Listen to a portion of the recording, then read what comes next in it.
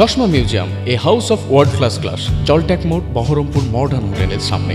গোপন সূত্রে খবর পেয়ে লালগোলা থানার পুলিশ সতবলপুরের আনিকুল ইসলামের বাড়িতে তল্লাশি চালিয়ে বাড়ি থেকে মজুদ থাকা 33টি শকের বোমা উদ্ধার করে।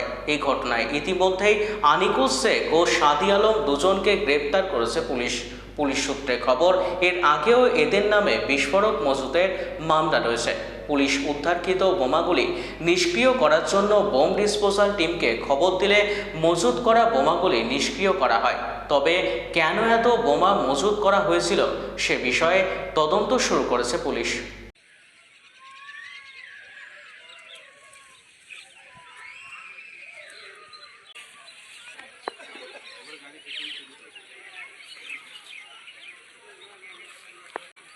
নমস্কার, এই লোকটাপুটি চলছে।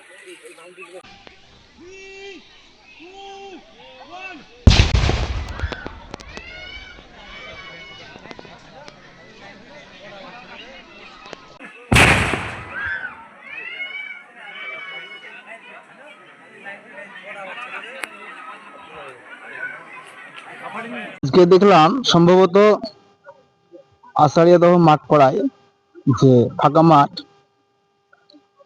এখানে বম ব্লাস্ট হলো।